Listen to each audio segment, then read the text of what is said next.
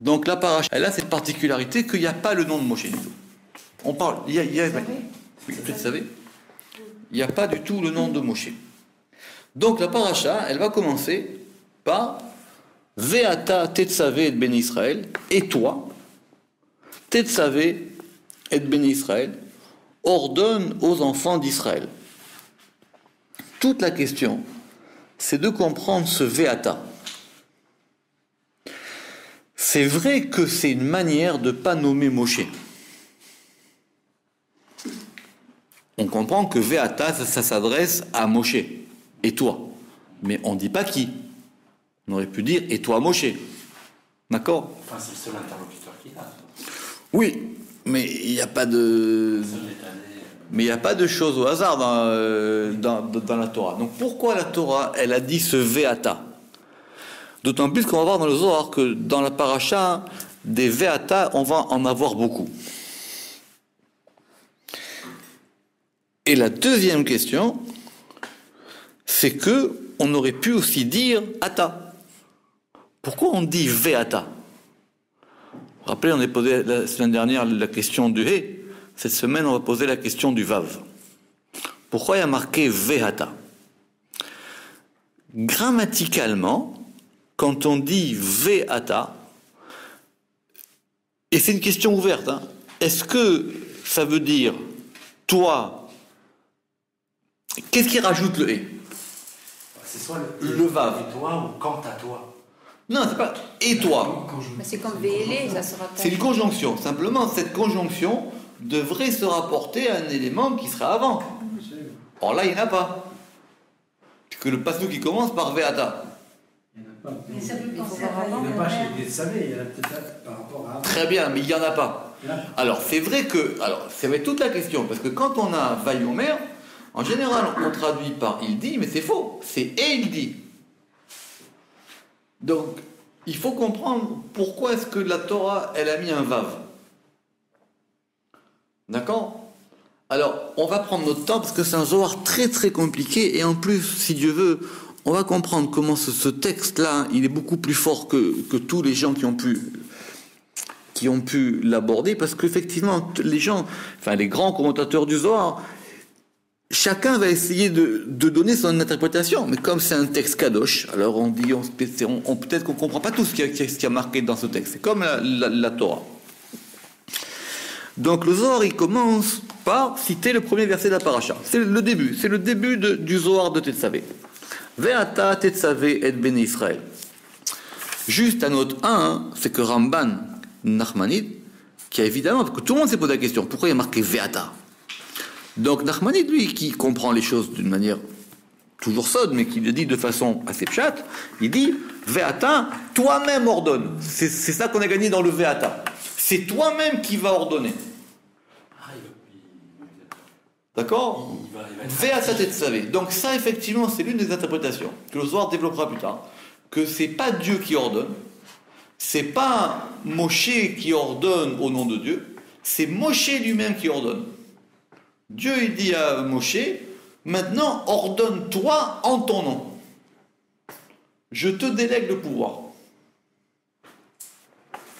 D'accord ?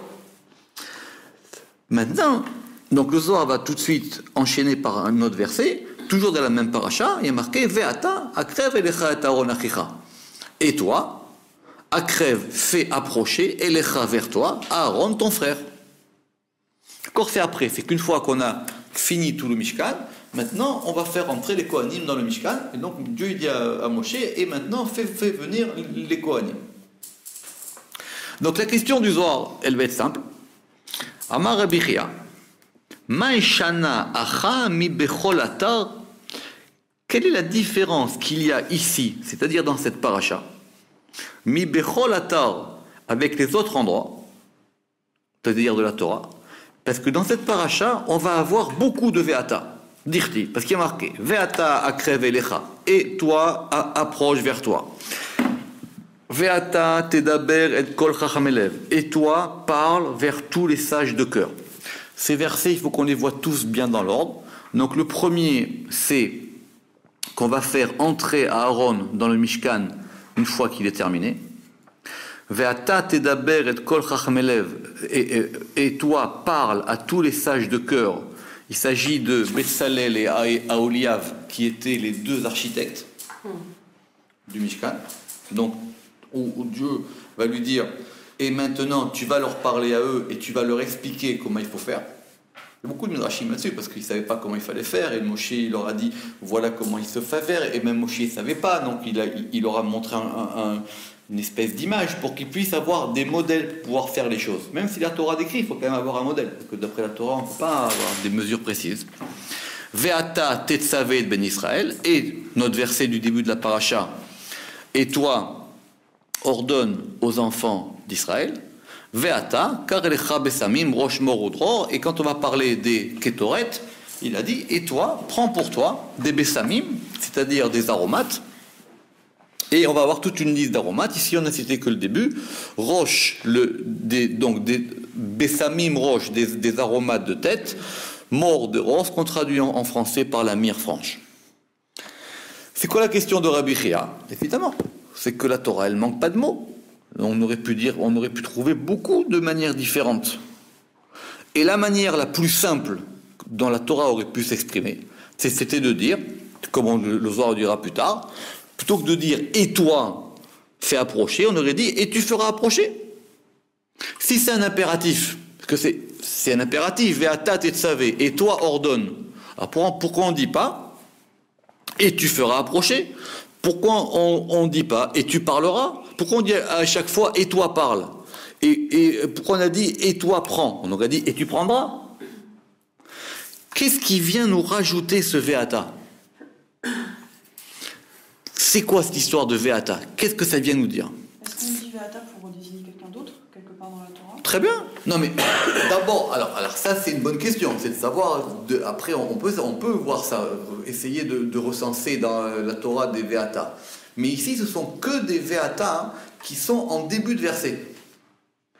Je peux dire toi et toi. Et là, ça se comprend. C'est lui plus lui. Et ici, le vav est un vav conjonctif. Or, comme il est ici en début de mot, c'est pas évident qu'il soit conjonctif. C'est possible qu'il vienne ajouter quelque chose, non pas entre quelque chose qui précède et quelque chose qui succède, mais qui vienne ajouter quelque chose dans le mot même. Dans le sens. Ça veut dire toi et. Mais c'est quoi ce et? On peut pas. Enfin, Toi et toi. Il est investi complètement dans cette mission. Enfin, cette mission, elle est différente des autres, je pense. Bien sûr. Évidemment, c'est ça le sens. Je répète, en général, d'après le Pshat, on s'en sort en disant que voilà, Moshe, il était puni, il y a une paracha sans lui. Donc, comme il y a une paracha sans lui, donc dans la Torah, on ne va pas le nommer dans cette paracha, et à chaque fois, on va lui dire Ve'ata, Ve'ata, Ve'ata. La Torah dit, très bien, mais tu peux dire Ata. Tu peux dire Ata, pourquoi tu me dis Ve'ata maintenant? non, mais en même temps, ne pas faire apparaître quelqu'un dans une paracha, c'est ne pas parler de lui du tout. Alors là, on parle quand même de lui, même s'il n'y a pas son prénom. Très bien, mais alors justement, alors est-ce que c'est, alors ça c'est la question de la question, est-ce que c'est une absence ou plutôt une surprésence? Je D'accord? pense qu'il compense l'absence du mot Moshe, peut-être. Très bien, mais d'accord, alors ça serait juste. Il perd le premier rôle dans ce paracha-là. Il laisse la place. Ça peut être le contraire. C'est les Kohanim qui Je veux bien, mais ici c'est. Non, après, il y a un ordre. Moshe, il fait pas tout. Donc Moshe, il va. Alors après, il faut voir dans la Torah, mais Moshe, il va quand même être l'organisateur de la construction du Mishkan. C'est lui qui va coordonner les choses. Vu que lui, il n'est pas Lévi, d'accord, parce qu'il a perdu son statut de Lévi, et ni Cohen, bon, bien qu'il soit Cohen, bon, c'est compliqué, mais en tout cas, on va dire, lui, donc, il ne va pas jouer dans cette histoire-là, donc les Kohanim vont devoir faire leur part, les architectes leur part. Dans la paracha de la semaine dernière, on a récolté les dons et les matériaux pour pouvoir faire ce Mishkan, et il a le rôle central, quoi. Enfin, il a le rôle de... C'est le coordonnateur. Alors, maintenant, ça veut dire qu'il va falloir qu'on essaye, c'est ça toutes les difficultés de ce Zohar, de savoir qu'est-ce que veut dire Ata, qu'est-ce que veut dire Ve, Et qu'est-ce que veut dire Ve'ata? Ça veut dire quoi Ata? Nous, ça nous semble simple quand on dit Ata. Simplement, la différence qu'on va dire, c'est que, simplement, doucement, pour commencer, le Ata désigne une proximité. D'accord? Quand on dit tu. Quand on dit tu à quelqu'un, c'est qu'il est proche de toi. Quand on dit ou, quand on dit il, c'est qu'il est loin de toi. C'est que la désignation est moins proche. C'est pour ça que, par exemple, dans la prière, on dit Ata ou Elohenu. Parce que Dieu, il est à la fois proche et loin. Le Ata désignant la proximité et le ou désignant le fait qu'il soit loin. Donc, le Ata ici désignerait une proximité. Si je dis à quelqu'un tu, ça veut dire qu'il est proche de moi. Bon, en hébreu, il n'y a pas de vouvoiement, mais ça veut dire que tu, on est sur la même portée, la même distance, la même onde. D'accord? C'est ça quand on dit tu. Si je dis hu, mais ici c'est pas le cas, hu c'est beaucoup plus loin, il. D'accord? D'ailleurs en hébreu, la forme de politesse, c'est de s'adresser à une personne à la troisième personne. Kvodo, Makvodo Choshev, qu'est-ce que. D'accord? C'est quand ça va s'adresser à une personne à la troisième personne du singulier. Monsieur, que pense le monsieur? Hein? Oui, oui, bah, c'est comme ça que. Très bien. Alors, ça c'était le début. Mais en tout cas, notez qu'on va avoir évidemment dans ce Zohar plusieurs avis. Mais il faut comprendre ce que chacun dit et il faut comprendre pourquoi ce que chacun ne dit pas comme l'autre. D'accord? C'est ça l'objet de l'étude du Zohar.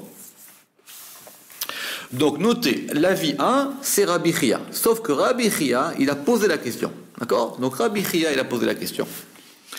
Et chacun va donner une réponse.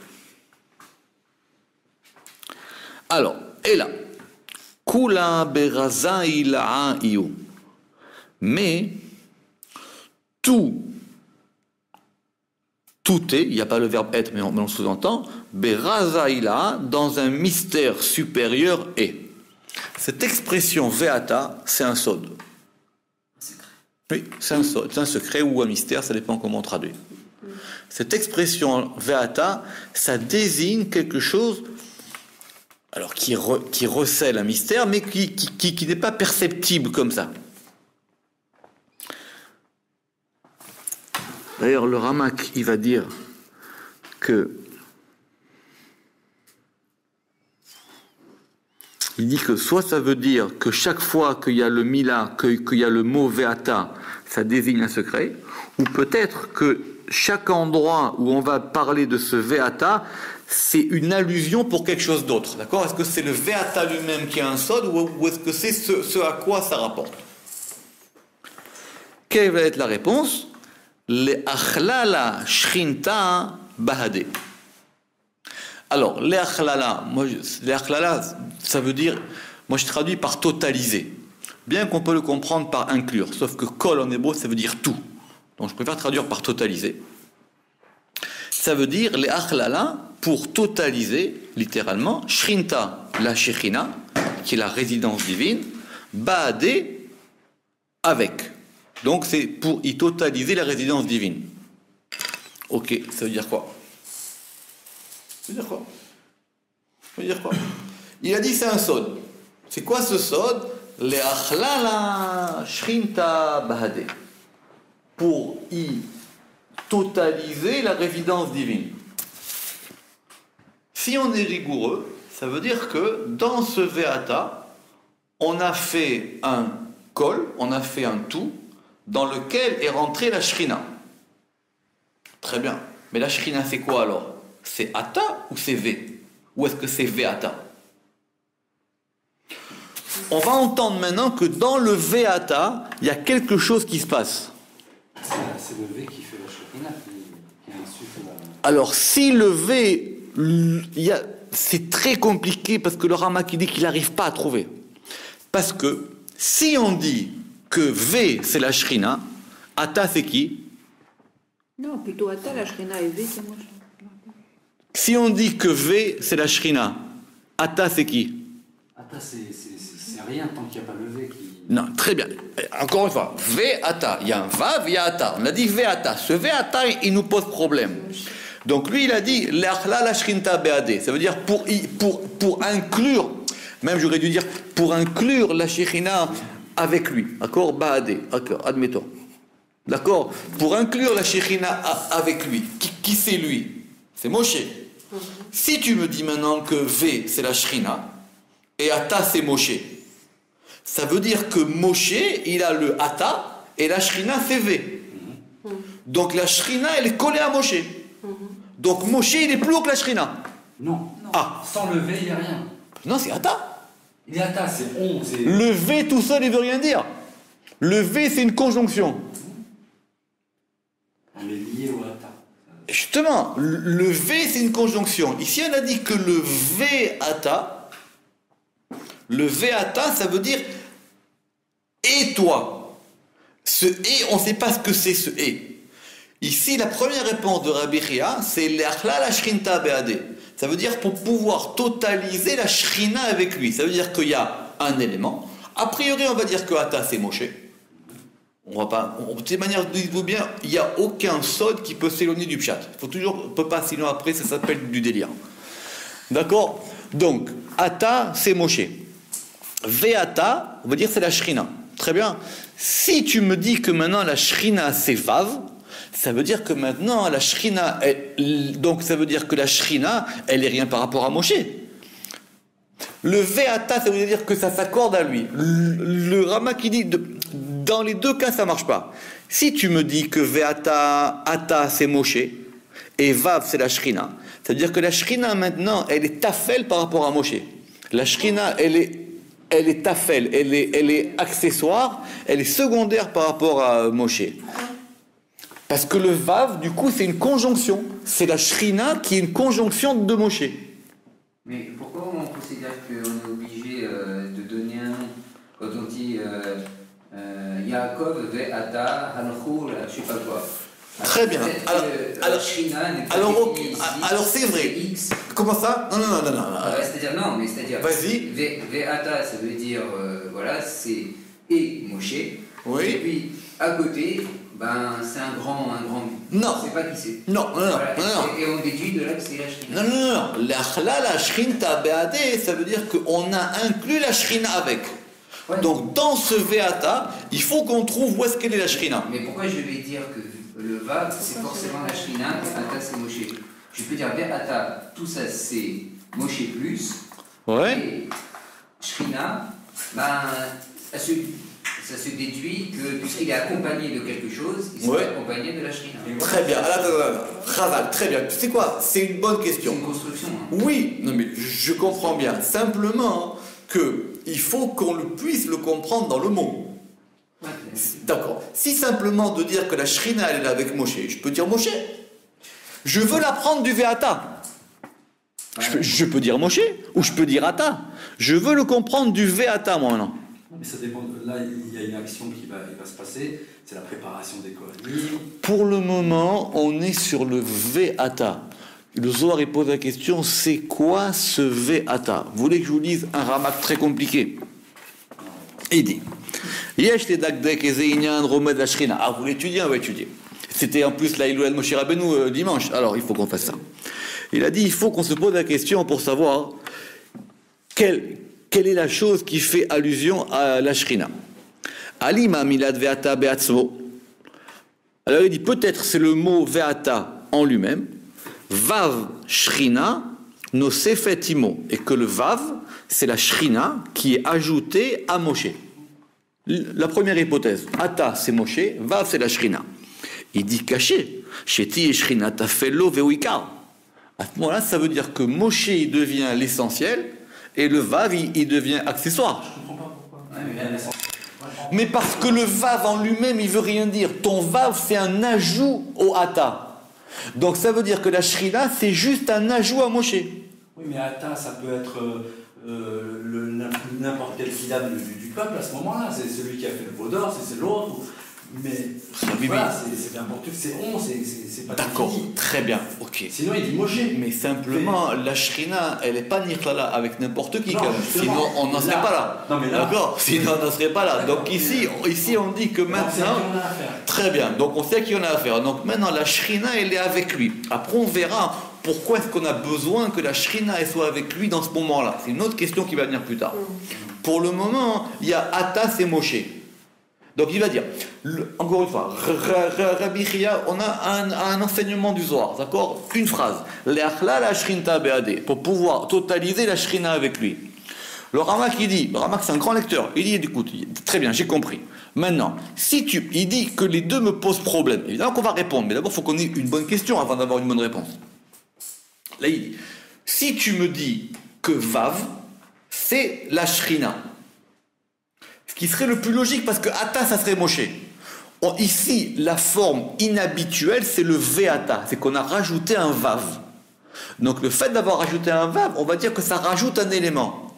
Cet élément qu'on va rajouter, c'est que ici maintenant, c'est pas simplement Moshe, c'est Moshe avec la présence divine. Ils sont ensemble. Et ça forme un mot. Le Ramak dit, si tu me dis que donc du coup, ce qui va indiquer la Shekhinah, Nirmaz la Shrina, c'est le Vav, il dit, j'ai un problème parce que maintenant la Shrina, elle est Tafel et Moshe, il est Ikar. Je veux bien que ce soit Moshe Rabbeinu, mais par rapport à la Shrina, c'est quand même, ce n'est que Moshe Rabbeinu. Mais peut-être que c'est une espèce de comment dire, allusion ou introduction au fait que plus tard, Dieu n'interviendra plus dans le monde et l'homme sera l'acteur principal de ce monde. Oui, non, mais sauf parce que quand l'homme il est tout seul dans le monde, il ne peut pas construire un Mishkan. Donc là, Justement, il sera pas. ah justement, mais là ici, on veut mesurer qu'est-ce qui s'est passé dans la construction du Mishkan. C'est pas qu'on a construit une maison, ça tout le monde peut le faire, même Bouygues. Donc, on veut construire maintenant quelque chose qui s'appelle le Mishkan. Et donc, on veut mesurer qu'est-ce qui s'est passé de particulier dans cette construction du Mishkan. Le Zohar, il va être super précis maintenant. Il dit, moi, je vois ça dans le Ve'ata. Dans le Ve'ata de cette paracha. Donc, je ne vais pas faire trop de complications avec vous. Il y a un Rabbi Yaakov sur ça, super compliqué dans Marsof Alavan, sur cette histoire de Ve'ata. Parce que lui, il a des questions encore sur le Zohar. D'accord? On va dire que maintenant, on veut comprendre comment ça se passe ce Ve'ata. Et chacun des commentateurs du Zohar, il va avoir une optique différente. Ouais, mais la première des questions, c'est pourquoi on fait intervenir la Shrina. Justement. Alors si le Vav, si une lettre qui par ailleurs dans le Zohar, elle est connue comme étant Ouais. la Shrina, moi je peux comprendre. Très bien. Mais si- Alors, très bien. Alors déjà, textuellement, Ouais. on va dire que on va ramener un midrash. Il y a un midrash qui dit que chaque fois qu'il y a marqué Vadonai, c'est ou Beddino. C'est lui et son Beddin.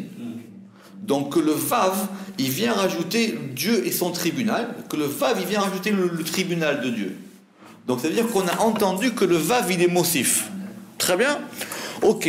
Maintenant ici, on dit ça vient rajouter ici la Shrina. C'est-à-dire que la Shrina, elle est avec Moshe. Maintenant, qu'est-ce qui correspond à la Shrina, qui correspond à Moshe? Non, mais pourquoi maintenant dans ce cas, on part du fait que ça correspond à la Shrina? Mais Voilà, c'est un selon du Zohar. Donc ça c'est un... C'est le Zohar Kadosh. C'est-à-dire si le Zohar ne te le dit pas, tu ne peux pas le trouver tout seul. Ah, d'accord. S'il n'y a pas eu un enseignement de Ça Rabbi. c'est un enseignement. Ah d'accord, mais ça c'est Si. un enseignement donné quoi. Ah oui, c'est... Et pourquoi il On fait peut pas- s'en sortir avec le Midrash, le Ramak qui va le dire. Le Midrash dit c'est vrai qu'on a appris que du Midrash que chaque fois qu'il y a marqué Vadonai et Dieu, c'est ou Beddino. C'est-à-dire qu'on a rajouté un élément avec. C'est Dieu et son Beddin. Ou par exemple, quand on a dit Ve'Yaakov, c'est toujours avec un élément en plus. Ça fait clair que déjà grammaticalement le Vav, il est conjonctif. Donc là, on comprend pourquoi il y a le fait de supériorité, puisque si on dit Vad Hashem, ça veut dire que Hashem est son Bédine, donc Oui. c'est clair que Hashem, dans ce cas-là, Il est le Ikar. il est Ikar, et le Vav, c'est le Tafel. Évidemment. Dans ce cas-là, Tout à fait. c'est Donc, la même chose. évidemment, on est en train de parler de Gdolim, non? Le Ramak, c'est Non, pas mais le là, Ramak. non, mais là, vous avez précisé le principe de supériorité qu'on ne comprenait pas. Comment, à partir de Ve'ata, Mais même sans le Midrash, parce que grammaticalement, si tu dis Ve'ata sans désigner ce à quoi le Vav fait allusion, tu comprends qu'il y a un élément principal et il y a un élément rapporté. Non, mais donc là, maintenant, comme je sais que dans le cas de Hachem, Hachem c'est principal, donc je peux conclure que Ata, dans ce cas-là, ça ne peut pas être Moshe, puisque oui, mais alors, non, par analogie, ça c'est la question du Ramak. Mais par exemple, quand tu dis en français et lui, tu comprends que lui c'est le principal et c'est en plus. Ça c'est normal. D'accord. Si tu veux, d'accord. Mais si j'avais pas la Tzera Shabbat avec VHM, j'aurais pas pu le faire. Très bien. Voilà. Ok. Mais on aurait pu le comprendre comme ça. Bon, en tout cas, on va dire ici simplement que pour commencer, que d'après Rabbi Chia, le Ve'ata, ça veut dire Moshe avec la Shekhinah. Ça au moins c'est clair d'après tous les avis. C'est très bon. Donc maintenant, on demande à Moshe que toutes ces actions qui doivent être faites, comme on a dit, les tzavot, les daber, les akrev, la karat, ça veut dire ordonner, parler, faire approcher, prendre, elles doivent être faites par une conjonction de Moshe et la Shekhinah. Chose qui est inhabituelle. On n'a pas vu ça tout le temps. D'accord? C'est quelque chose de particulier ici. Amar Rabbi Yitzhak. On a un deuxième avis. Amar Rabbi Yitzhak il a dit Nehora ilaha ve nehora tataha kalil kahada ikre veata. Deuxième avis de Rabbi Yitzhak, il y a une lumière supérieure et une lumière inférieure. Kalil kehada, totalisé comme un, totalisé ensemble. Ikre veata se nomme étoile. Ce qu'on appelle étoile, le veata, ça veut dire qu'on a une conjonction d'une lumière d'en haut et une lumière d'en bas. C'est quoi la lumière d'en haut? C'est quoi la lumière d'en bas? Ça va être une question. Mais le veata, c'est qu'on a mis deux éléments ensemble. On a mis une lumière d'en haut et une lumière d'en bas. Il n'y a pas un servant supérieur avec. Quoi? Ça remplace Vayomer, ça remplace, c'est une loi divine quand il dit ça. Vous avez raison. Alors après, on pourra... oui, vous avez raison. Simplement, il faut être plus précis. Vous avez raison. Simplement que c'est vrai que toute chose ne peut pas se faire en bas si elle n'est pas influée par en haut. C'est un principe général. Quand on dit Vayomer, Dieu il dit, ou Vayomer ou Vaïdaber, bien que ce soit pas la même chose, mais Dieu il dit à Moshe, et tu vas parler. Et tu vas parler en mon nom. Autrement dit, je te délègue pour parler à ma place. Ici, c'est pas pareil. Ici, c'est qu'on a besoin que cette chose-là, pour pouvoir construire le Mishkan, qui d'ailleurs n'est rien de moins que le lieu où Dieu va résider, qui n'est rien de moins que le lieu où la Shekhinah, la résidence divine, va résider. C'est ça le Mishkan, la définition grammaticale du Mishkan. Shochen, ça veut dire résider en hébreu. Il faut que ce soit par une conjonction de Moshe et de la Shekhinah. Ça, c'était l'avis de Rabbi Chia. Il faut que les deux soient ensemble. Mais pas forcément que l'un soit supérieur à l'autre. Il y a Chinami, on veut savoir comment ça se passe. On n'est pas, maintenant le Zohar il est précis, c'est pas des idées ici. On veut comprendre comment ça marche. Est-ce que c'est, on verra plus tard, mais doucement. On veut savoir comment ça marche. Ou alors vous me dites que le Ve'ata, c'est ce qu'on va appeler un Shem Kolel, ça veut dire un nom global, et dans ce Ve'ata, on va dire Moshe plus Shrina. Mais encore une fois, si c'était un Shem Kolel, alors tu peux m'en trouver d'autres. Mais ici, dans le Ve'ata, je veux entendre c'est qui le tu, c'est quoi le côté qui est le plus proche. Ça veut dire que j'ai un côté de proximité, et ce côté de proximité, il va être collé avec un élément qui s'appelle un vav. Vous savez d'ailleurs qu'en hébreu, la définition grammaticale du vav, c'est le vav à chibour. C'est le vav qui fait l'union. Donc le vav opère une union. On veut comprendre c'est quoi? Le vav, il va unir quoi? Il va mettre quoi ensemble? Donc, le premier élément du Zohar, encore une fois, il a dit c'est-à-dire que maintenant la Shrina elle est avec lui. Ce qu'on entend du Ve'ata. Très bien. Donc c'est une lumière supérieure et une lumière inférieure. Kalil Kehada et c'est totalisé ensemble, ça s'appelle Ve'ata. Chaque fois que tu vas trouver Ve'ata, ça veut dire qu'on a lié une lumière d'en haut et une lumière d'en bas. Ça ne se fait pas toujours. Il y a des fois où il y a la lumière d'en haut et la lumière d'en bas. Elles sont différentes, ou elles n'interviennent pas au même moment. Il n'y a pas d'union, il n'y a pas de jonction de ces deux lumières. Vous pouvez être en bas et percevoir une lumière d'en haut, mais elle reste en haut. Vous pouvez être en bas et percevoir une lumière d'en bas, mais elle reste en bas. Ici, la lumière d'en haut, elle est avec la lumière d'en bas. C'est en conjonction de deux mouvements, de deux dynamismes, un mouvement d'en haut et un mouvement d'en bas. D'ailleurs, c'est la définition du Mishkan. C'est le fait que le bas se connecte avec le haut. C'est le fait qu'en bas, il y ait une maison dans laquelle Dieu va résider. C'est-à-dire que les deux sont ensemble. Maintenant, on n'est pas en train de parler du Mishkan lui-même. On est en train de parler du processus de construction de cet élément qui va faire que la lumière d'en haut puisse connecter la lumière d'en bas. D'accord ? Alors, si vous voulez voir les notes tranquillement, là, ici, on est obligé de rentrer dans les sirotes. Je suis désolé. On ne peut pas faire autrement de ne pas passer par les sirotes pour comprendre ça. On va faire très simplement. On va dire qu'il y a 2 degrés. Il y a un degré qui s'appelle Tiferet et un degré qui s'appelle Malchut. D'accord ? Le plus simple. Tiferet, il est plus haut que Malchut. Simplement, je ne veux pas faire de choses trop compliquées avec vous. Ce qu'on appelle ici lumière d'en haut, c'est Tiferet. Moshe, il est lié à cet élément de Tiferet. Et la lumière d'en bas, c'est la Shrina, c'est-à-dire que je veux que la lumière d'en haut se reflète en bas, qu'il y ait une lumière en bas. Donc ces deux éléments, ils sont ensemble, et c'est ça qu'on a appelé le Ve'ata. Donc ici, le toit Ata, il désigne Moshe Tiferet, et le V, il désigne la Shrina. Et le Rama qui va préciser que le Ve'ata, ça veut dire qu'ils sont unis ensemble sans qu'aucun ne prédomine sur l'autre. Il n'y a pas un qui est supérieur à l'autre. Ils sont ensemble. C'est une seule unité. C'est pour ça qu'on a construit ce mot de Ve'ata. Oui, mais vous venez de dire que Malchut est inférieur à Tiferet. Oui. Finalement, vous avez introduit une notion que Moshe est au-dessus de la Shrina. Tout à fait. C'est exactement. Alors vous disiez, comment ça se fait qu'on peut penser que la Shrina elle est en dessous de Moshe? Parce qu'on n'a pas eu le temps de terminer. Mais le Ramak, ça lui pose quand même un problème. Que par rapport... Donc c'est parce que le Ramak, il va dire... Moi, très bien, je veux comprendre. Soit on me dit, soit on me dit Ata c'est Moshe et Vav c'est la Shrina, et j'ai un problème de Ikar et Tafel. Et si on me dit que Ata, et si on me dit que Vav c'est Moshe et que Ata c'est la Shrina, ça voudrait donc dire que Moshe il est Tafel par rapport à la Shrina. Ce qu'on veut ici, c'est l'ensemble des deux. On veut que les deux, ils agissent ensemble. Le Zohar, il dira plus tard même que Moshe s'appelle Bala de Matronita. Moshe, c'est le mari de la Shrina. C'est pour ça que Dieu lui dit quitte ta femme. Moshe, c'est le Bala Shrina.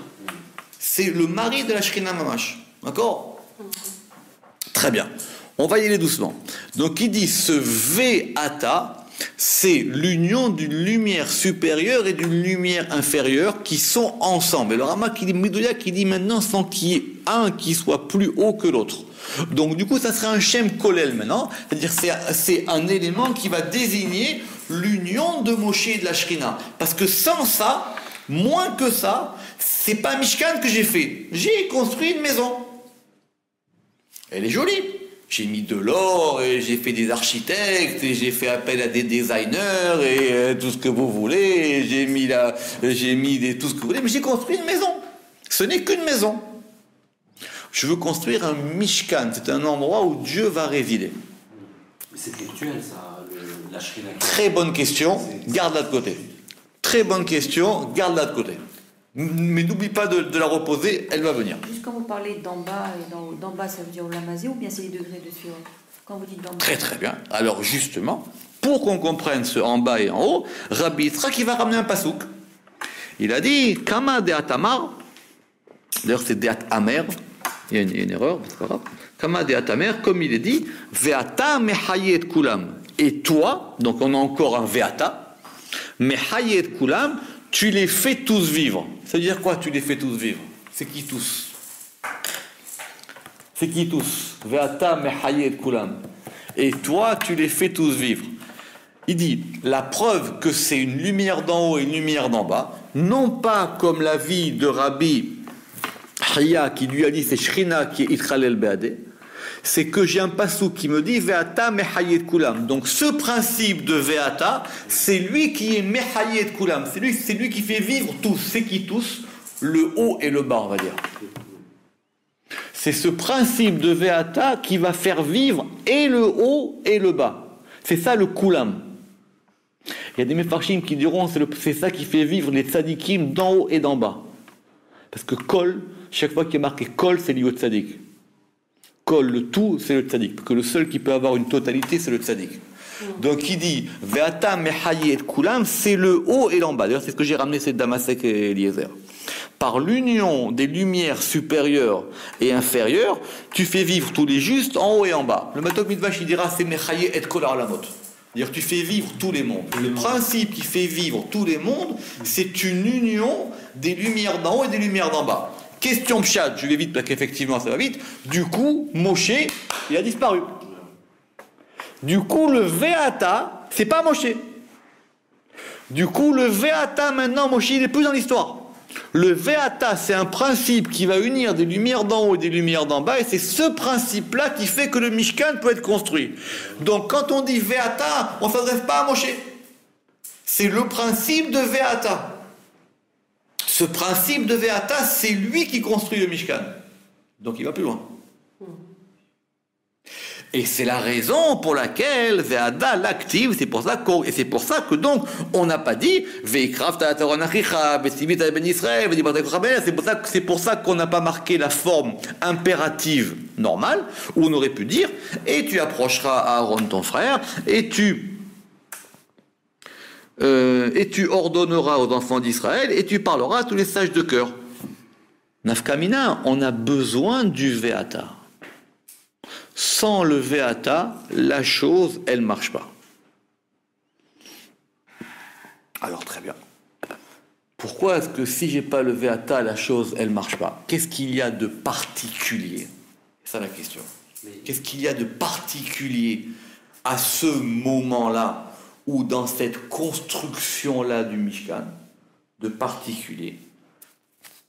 Il va dire, Begin, דאהו זימנה שריה שימשה בסיירה והשתתף כולה כחדה לשריה אלומנותה דעובדה. Parce que à ce moment-là, le soleil, il est dans la lune, והשתתף כולה כחדה, et tout est associé en un, les sharia al-umanuta deuvada, pour que cela réside sur l'art de la construction. On reprend. Donc ça veut dire quoi à ce moment-là? À ce moment-là où on a construit le Mishkan, il s'est passé quelque chose de particulier. Tout le monde ne peut pas construire le Mishkan. Une éclipse, c'est ça? C'est ça qui parle? Pas une éclipse. Alors, une éclipse, c'est pas la même chose. Une éclipse, alors je ne suis pas astronome. Ça pourrait se comprendre comme ça, hein. Le soleil dans la lune. Et non, parce que... il peut se comprendre. Non, parce qu'une éclipse, non. Une éclipse, c'est la lune qui cache le soleil. Pas pareil. Mais bon, le principe, il est non. Et non. Justement, le Rama qui va être médagdek que le Zohar, il a dit, d'abord, que le Zohar, il a dit, c'est le soleil qui est dans la lune, Veshtatef kula kechada, et tout est associé en un. Ils forment un. C'est pas l'un qui cache l'autre. Ça veut dire qu'il n'y a plus de jour, plus de nuit? Ça veut dire que les deux sont ensemble.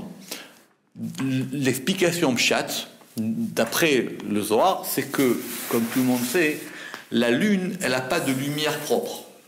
D'accord? La lune, elle reçoit sa lumière du soleil. D'accord? La lune, on va dire, c'est le féminin. D'accord? Le féminin, nous aussi, on est féminin par rapport à Dieu. On reçoit sa lumière. Et le soleil, c'est le principe qui donne la lumière. Très bien. Mais le problème, c'est que, bon, c'est très connu, c'est dans le Pardes Rimonim, il s'appelle Shar Miyut Areach, c'est que quand Dieu il a créé le soleil et la lune, au départ, il y a un passage qui dit que il a créé les deux méorotes, les deux luminaires, et le même verset, il dit le grand luminaire et le petit luminaire. Il dit comment ça? Au début, il y en a deux, maintenant il y a un grand et un petit. Et qu'entre-temps, il y a une histoire.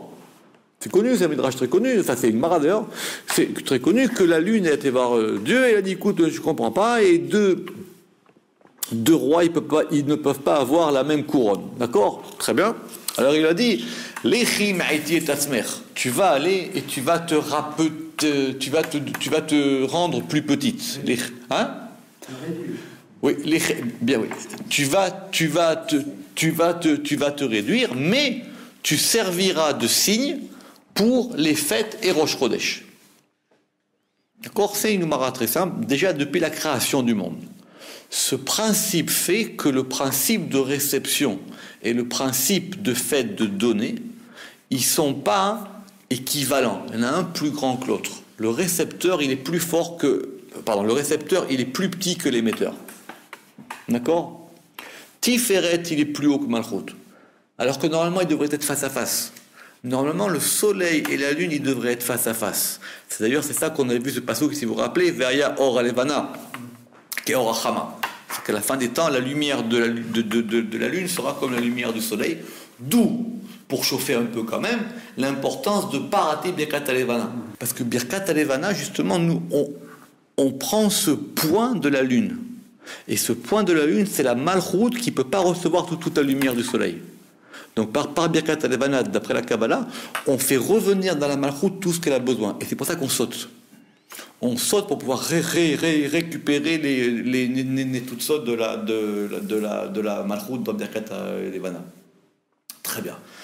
Maintenant, ce principe-là, on va dire que la lune, c'est le masculin, la lune, c'est le féminin, et le soleil, c'est le masculin. Il dit qu'à ce moment de la construction du Mishkan, le soleil, il réside dans la lune. Et tout est ensemble pour que ceux qui vont faire l'art de la construction, les artisans, ils reçoivent cet influx-là.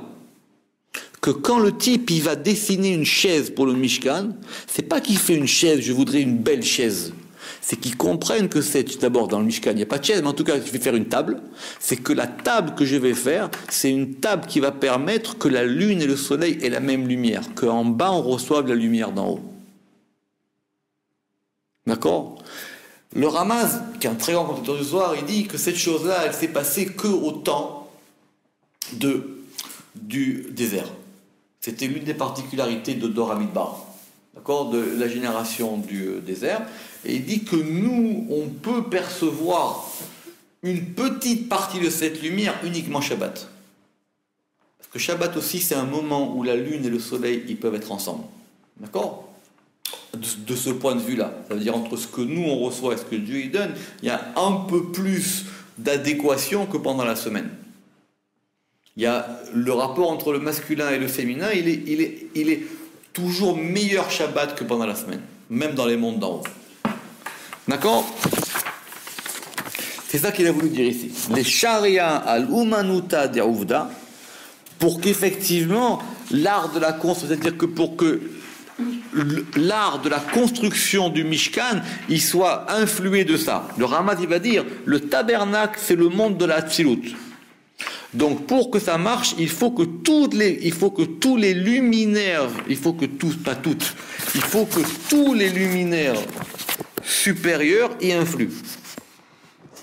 Sinon, ça marche pas. Encore une fois, sinon on a construit une maison.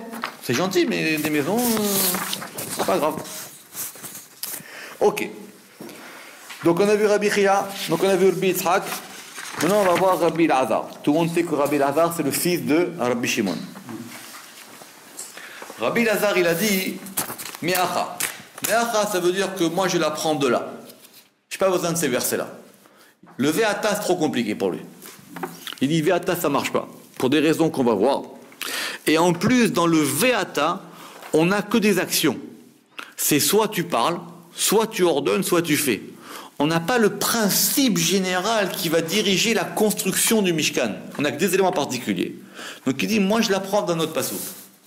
Il a dit, Ma'acha, Asher Natan Hashem Chochma Utvuna Bahema. Tout dans la paracha. Ça veut dire que Dieu, il a donné Chochma, la sagesse, ou Tevuna, l'intelligence, Bahema, en eux. Qui c'est en eux? Ce sont les architectes. D'accord? Il dit, moi, j'apprends ce principe. Alors attention, on est d'accord que pour construire le temple, il faut ce principe-là. Maintenant, la discussion, c'est de savoir d'où est-ce qu'on va l'apprendre. Jusqu'à présent, on avait les Ve'ata. Lui, il a dit, moi, je suis d'accord avec ça. Simplement, il y a alors, soit on va dire, il y a un verset plus clair qui l'explicite, ce que va dire le Ramak, ou on va dire, même de Ve'ata, c'est autre chose. Ve'ata, on va dire, c'est Moshe la Shrina. Mais là, maintenant, c'est encore plus haut. Lui, il a dit que c'était les lumières d'en haut et les lumières d'en bas. D'accord? Donc, si vous, à la maison, vous lirez la note 14, parce qu'on n'a pas le temps, il va expliquer ça. Rabbi Shimon, son père, il a dit Me'acha. Rabbi Shimon a Me'acha. Et Rabbi Shimon, il dit, moi, je la prends d'un autre pasouk encore. Pourquoi il n'est pas d'accord avec son fils? Pourquoi, etc. C'est ce qu'on appelle du limoud. Ça, il faut s'asseoir encore plus longtemps que ce que nous on fait. Il dit, mais moi, on peut la prendre d'un autre élément, qui est Ve'ata tedaber el kol chachmelev asher miletiv ruach chochma. C'est dans la suite de la paracha.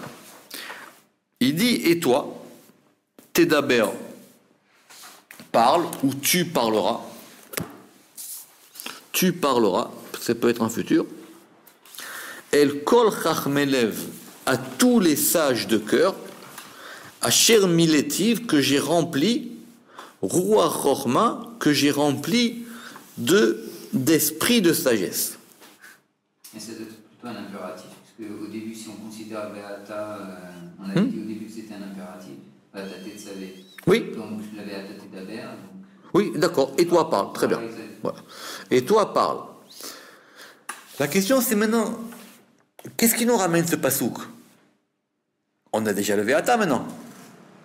Pourquoi il nous ramène ce verset? Il dit que quand on a dit Ve'ata karlecha ou Ve'ata akrev, il dit, ça désigne pas exactement ça. Moi j'ai besoin d'un Ve'ata particulier. Et c'est quoi ce Ve'ata? C'est le Ve'ata qui va dire simplement, qui va désigner les artisans ou les architectes du Mishkan. Qu'est-ce qu'il dit ce verset? Ve'ata tedaber el kol chachamelev, tu vas parler à tous les sages de cœur, asher miletiv ruach chochma, que j'ai rempli d'esprit de sagesse. Le Ramak qui dit, c'est quoi cette expression d'être chacham lev, d'être sage de cœur? On est sage d'esprit. C'est-à-dire quoi, être sage de cœur? C'est quoi la sagesse du cœur? Il y a une bonté du cœur, il y a une intelligence du cœur. C'est quoi la sagesse du cœur? Il dit, c'est quand le cœur, il reçoit la sagesse. C'est facile. Mais le cœur, c'est la malchoute, et qui reçoit d'en haut un degré. C'est le cœur qui devient maintenant le siège ou le véhicule d'un élément qui s'appelle la sagesse. Et ça rentre dans le cœur. Il dit, cette idée-là, elle est là maintenant. Ah, mais tu me dis maintenant que Chacham Lev, c'est pas assez suffisant. C'est quoi maintenant? Moi, j'ai pas besoin de sagesse dans mon cœur. J'ai besoin dans mon cœur d'un élément supérieur. La sagesse, c'est bien, mais est-ce que ça suffit vraiment pour faire un Mishkan? Est-ce que ça suffit vraiment pour faire un tabernacle, la sagesse? La sagesse de cœur. Alors il lui dit, alors doucement.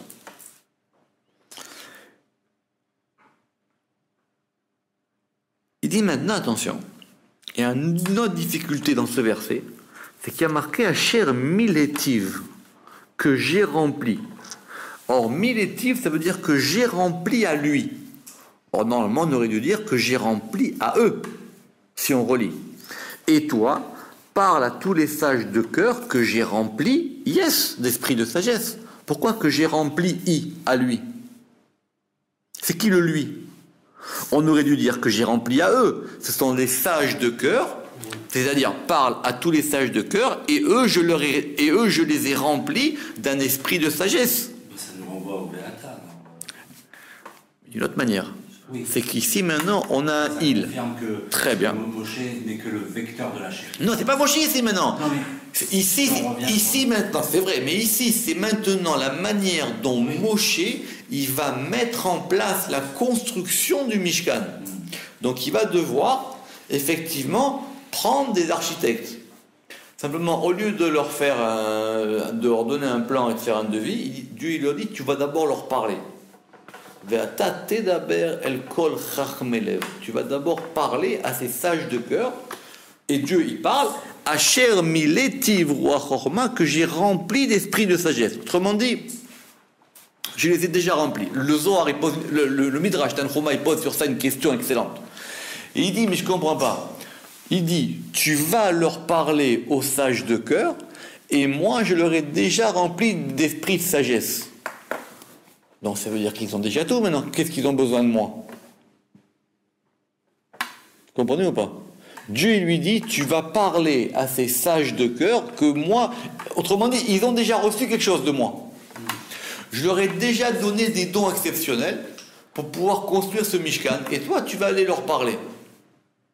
Qu'est-ce que tu vas leur ajouter maintenant? Mais c'est comme sur un chantier, il y a besoin d'un contremaître et qui fasse travailler ensemble tous les corps de métier qui sont déjà des spécialistes. C'est tout. C'est bien. Il faut qu'il les nomme, quoi. Enfin, il faut qu'il leur donne la mission, enfin qu'il leur... Ah, parce que, alors encore une fois, parce que vous croyez qu'on construit une maison.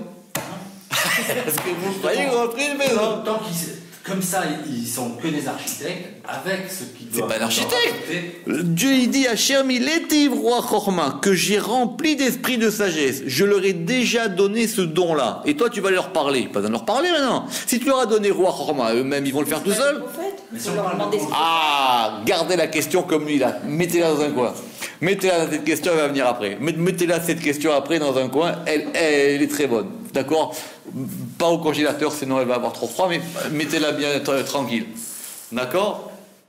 Le Midrash Tanchuma, il dit, c'est comme, vous savez que le Midrash, c'est magnifique, le Midrash, pour ceux qui aiment le Midrash. Le Midrash Tanchuma, il dit, c'est comme un épicier. Il a des jarres. Vous avez connu qu'avant, il a des jarres. D'accord? Et il a une jarre où il met les olives, une il met les épices, une il met les tramous, une il met la harissa, etc. Il dit, est-ce qu'il peut mettre la harissa dans le bac des olives? Il dit, c'est ça. Dieu, il a dit, moi, je leur ai fabriqué à eux leur jarre. Le contenant. Oui, mais maintenant, ce contenant, il peut contenir qu'une chose. Donc maintenant, toi, tu vas leur donner ce qui leur correspond. Comme ça, il répond le Midrash à cette question. Asher miletiv ruach chorma, ça veut dire que je leur ai donné déjà. Parce que je ne peux pas donner à quelqu'un qui n'a pas. Je ne peux pas recevoir, toujours pareil. Si vous n'avez pas de verre, vous ne pouvez pas boire. Il faut avoir un verre. Si vous n'avez pas de kéli, vous ne pouvez rien recevoir. Alors, qu'est-ce qu'on va gagner maintenant de ce miletiv ruach chorma? Il dit que j'ai rempli, c'est ce cœur. On va lire le verset maintenant. Et toi, parle à tous les sages de cœur, ce cœur que j'ai rempli d'esprit de sagesse. C'est pas eux que j'ai rempli, c'est leur cœur. Et il dit, je vais même ramener un verset pour ça. Et ce verset, il dit, Venacha alav ruach Hashem ruach chochma. Et l'esprit, le rouar de sagesse, reposera sur lui. D'accord? Et l'esprit de sagesse reposera sur lui. Pourquoi? Parce que si on dit que je leur donne un rouar de chochma, il dit ça ne suffit pas. Il faut que ça descende plus bas. Alors il dit que il faut que maintenant ce cœur, je le remplisse d'une autre manière. Et il faut qu'il y ait un souffle. C'est ça qu'on va gagner en plus. Je vais gagner un rouar en plus. Et ce verset-là, il parle du Mashiach. Et l'esprit de sagesse reposera sur lui. C'est sur Mashiach ben David. C'est Ishaïa qui parle à la fin des temps. Il dit qu'à la fin des temps, Dieu il fera reposer l'esprit de sagesse sur lui. Alors là, on a bien compris de quoi il s'agissait. Le Mishkan, c'est faire coïncider le haut avec le bas, c'est faire que le degré le plus bas, il prenne toutes les forces d'en haut. C'est que le monde y soit comme il se doit. C'est que le monde y soit comme il doit être. C'est un degré de Mashiach, le Mishkan. C'est un degré de Mashiach. Ça veut faire que Dieu réside parmi nous. Et c'est pour cela, Ve'alda itzterich, et c'est pour ça que le verset, on a besoin qu'il dise Asher miletiv ruach chorma, que j'ai rempli d'esprit de sagesse, des sharia shimsha besiara, Ça change d'après Rabbi Shimon. Pour que le soleil réside dans la lune. Ça veut dire que le soleil maintenant, il descend au niveau de la lune. C'est le haut qui descend dans le bas. Mais Ashlamuta Dekula, dans la perfection de tout. C'est-à-dire que les deux, ils sont unis. Ça veut dire que c'est Moshe qui descend pour remplir la Shrina. Ve'alda itrachem kula bekolatar. Et c'est pour ça que maintenant, chaque Ve'ata, il va prendre sa place. Et si vous voulez, vous pouvez le faire. Les Mefarshim, ils vont le faire. Pour comprendre, à chaque Ve'ata, Tedaber, ça veut dire quoi? Ve'ata Kachlecha, ça veut dire quoi? Ve'ata Akrev, ça veut dire quoi? Donc, d'après Rabbi Shimon, mais il faudra revoir ce texte après si vous voulez, le toit Ata, c'est la lune, et Ve, c'est Tiferet, c'est Malchut. Pardon, toi Ata, c'est la lune, Malchut, et V, c'est Tiferet. Rabbi Lazar, il dit à son père, si c'est comme ça marche pas. Amar Rabbi Lazar, Yachi, alors il dit, mais si c'est comme ça, Ane ve'ata, er mitashvan bekrai.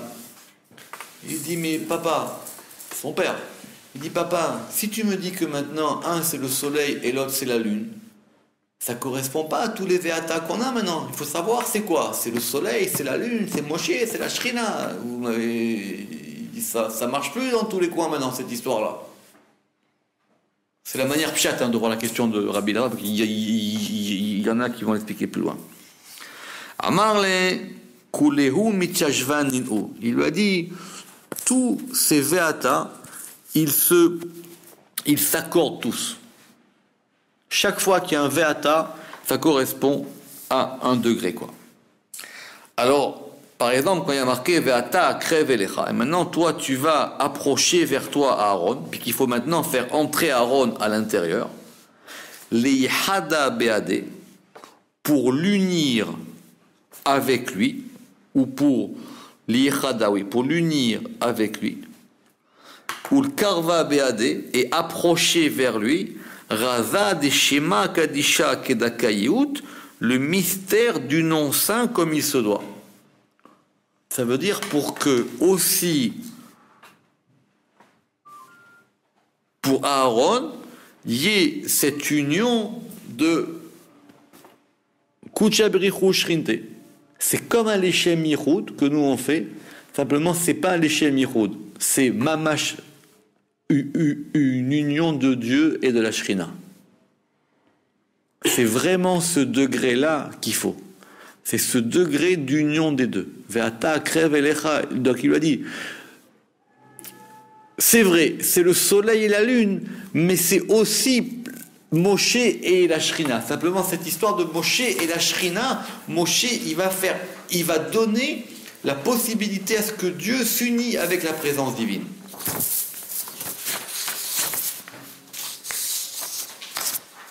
Alors, c'était quoi ta question à toi? Question ponctuelle. Très bien. Cette question ponctuelle, ça veut dire que ça s'est passé qu'à ce moment-là donné précis. D'accord? Ça s'est passé qu'à ce moment-là précis et ça ne se repassera pas. On espère dans le 3e Beth Amikdash, mais ça s'est passé qu'à ce moment-là précis. La preuve, c'est que les autres ont été détruits alors que le Mishkan, non. Votre question à vous, c'était de savoir, alors maintenant... Alors très bien. Alors si c'est comme ça, on n'est pas en train de parler d'une construction. On est en train de parler de gens qui vont devenir des prophètes. Très bien. Alors il dit, Ve'ata, tedaber el kol chachmelev, ça veut dire quoi? Tu vas leur parler à ces sages de cœur.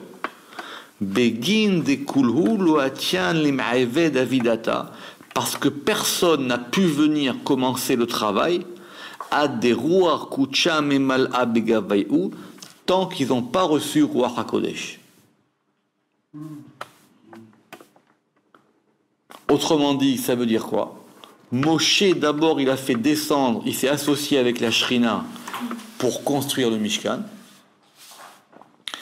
Et après, il a provoqué qu'il y a eu Ruach HaKodesh, qu'il y a eu un Esprit Saint sur les artisans du Mishkan. C'est ça, parle à ces Chachmelev, Asher miletiv roi chorma, ça veut dire que je leur ai donné la possibilité de faire ça. Et si vous voulez, ce sera un sujet, ça veut dire maintenant, c'est quoi la prophétie? La prophétie, c'est voir des choses. Rama qui va d'ailleurs poser la question ici. Il dit que la prophétie, alors c'est un grand sujet, hein, d'accord, mais on va le voir d'un peu simple. Il dit que la prophétie, c'est voir des choses. Simplement, il y a des gens qui ont une prophétie complète. Par exemple, une personne, elle entend une voix et c'est clair. Comme Abraham ou Shmuel. Lui, il a appelé Abraham et il dit Abraham. Il a appelé Shmuel, il a appelé Shmuel. Et il y a une prophétie qui est encore de nos jours, il dit le Ramak, donc ça veut dire a priori même aujourd'hui, c'est un esprit, enfin c'est un roi prophétique qui se fait par le travail de l'esprit. C'est pas une vision claire, pas une vision de la chose, c'est Bedava et Iouni, c'est-à-dire si on fait un Ioun sur une chose, quand on va se pencher sur une chose, à un moment, on peut percevoir la chose. On est prédisposé à recevoir. C'est pas prédisposé, c'est un travail. On peut pas l'arriver comme ça. Ça s'appelle. Oui, c'est un roi, mais attention, mais on te le donne. Il n'y a pas la notion de l'inné. Là, c'est acquis, c'est quelque chose qu'on acquiert à force de travail. Non. Attends. Si on a besoin de Moshe, il va être capable de s'unir à la Shrina pour pouvoir faire que cette construction, elle place. Maintenant, on a des ouvriers. Très bien, on a les deux. Dieu, il dit à Moshe, tu vas leur parler à eux. Il dit parce que eux, tant qu'ils n'ont pas reçu Ruach HaKodesh que toi, tu as déclenché pour qu'ils le reçoivent, les types, ils ne pouvaient pas s'approcher, ils ne pouvaient pas prendre un marteau. D'accord? Donc maintenant... Il faut avoir la sagesse avant, non? Alors c'est ça la question. C'est ça la question parce que le verset il dit Asher miletiv roi chorma, que j'ai rempli d'esprit de sagesse. Et alors c'est eux que j'ai rempli? Non, il dit j'ai rempli leur cœur. Je leur ai donné une prédisposition à voir cette chose-là. Le Veata, c'est que Moshe il déclenche cet élément-là. Et eux maintenant, il y a quelque chose qui se passe en eux. Ouais, mais il y a quand même deux niveaux, quoi. C'est Kol Chachmelev. Ça a l'air d'être des designers, des ingénieurs, quoi, qui est vrai. Mais Roi Chorma, ça c'est autre chose. C'est ça. Vous avez raison. C'est ça la difficulté du verset. C'est qu'on a l'impression que le verset se répète. Donc d'un côté il dit tu vas parler à ces Chachmelev, et il dit parce que moi je les ai remplis d'esprit de sagesse. Je ne les ai pas remplis à eux. J'ai rempli leur cœur. Donc autrement dit, j'ai rempli le degré de la Shrina de Ruach, et eux, ils vont pouvoir commencer à travailler. Et donc la fin du Zohar est claire. Donc le Ruach HaKodesh, il leur murmurait en murmurant, il leur disait des choses, et eux, ils travaillaient. Donc, conclusion du Ramaz, ça veut dire quoi? Ve'ata tetzaveh, ça veut dire quoi maintenant? Et toi, tu ordonnes. Ça veut dire fais rentrer en eux le Ruach HaKodesh pour qu'ils puissent commencer à faire cette chose-là. Donc effectivement, c'est un élément prophétique. Mais c'est un élément prophétique qui est mis en action. Encore une fois, parce que si c'est pas ça, c'est une maison. Oui, non, mais... Si c'est pas ça, on a construit une maison. Ok, elle est jolie, ok, Dieu il a donné les plans, mais on a construit une maison, il s'y passe rien. Mais tout de même, là, Moshe, il va transporter, véhiculer cette Shekhina, même s'il n'est pas au-dessus ni en dessous, c'est un élément principal, c'est le conducteur de la lumière. Il a un rôle quand même très important, là. Ici, on parle, il faut être précis, ici, on parle de ce qui a été pour pouvoir construire le Mishkan. Oui.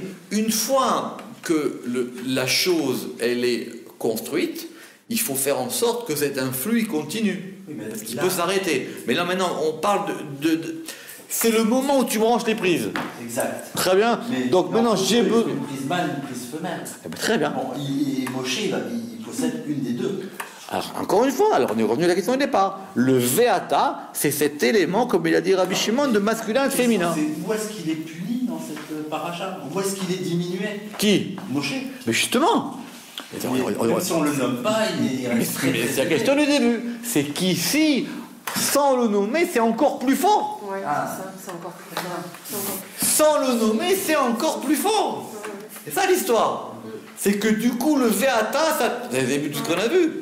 Donc, encore une fois, le Pshat, il dit, c'est parce que justement, il a été puni. Au contraire, on se dit, ça va pas ou quoi? Au contraire, c'est là où il est au top maintenant. C'est là où il est au plus haut Il degré. n'existe plus en tant qu'entité. Moi, j'ai une question. Oui, tout à fait. Lui-même, il est maintenant une construction, une nouvelle construction. Mais, La tasse, une nouvelle construction. mais c'est lui... Il s'accorde. Nahon. Il disparaît. Oui, mais c'est lui qui permet que la chose, elle se fasse. D'accord, mais en tant que tel, lui, comme entité seule, il n'existe plus. C'est pour... Finalement, il a disparu. D'où la question... Ah, Razak, d'où la question du Vav. Voilà, oui, d'accord. D'où la question du Vav. Maintenant, c'est Moshe, c'est le Hata plus un Vav. Et on veut savoir c'est quoi ce Vav. Alors n'oubliez pas qu'un Vav, évidemment, c'est l'élément qui fait la conjonction entre le haut et le bas. Ouais. D'accord? C'est la lettre qui permet d'aller du haut, du haut, c'est le paramètre qui d'aller du haut au bas. pas le vav du Yudke Vavke. Bien sûr. Ah, Yachinami. Ah, parce que si c'est le Vav du Yudke Vavke, le Vav, ben justement, alors le Vav du Yudke Vavke, ça va être ce Vav-là qu'on a appelé Tiferet ou qu'on a appelé le soleil, oui, tout à fait. C'est ce Vav-là. Mais c'est ce Vav-là qui fait la conjonction. D'accord? Même, on va dire, après, ça peut être d'autres Vav, c'est-à-dire les commentateurs du Zohar. Mais, ce qui est fort, c'est que vous comprenez maintenant pourquoi ça s'appelle le Zohar Kadosh. Baruch Adonai Olam, Amen ve Amen.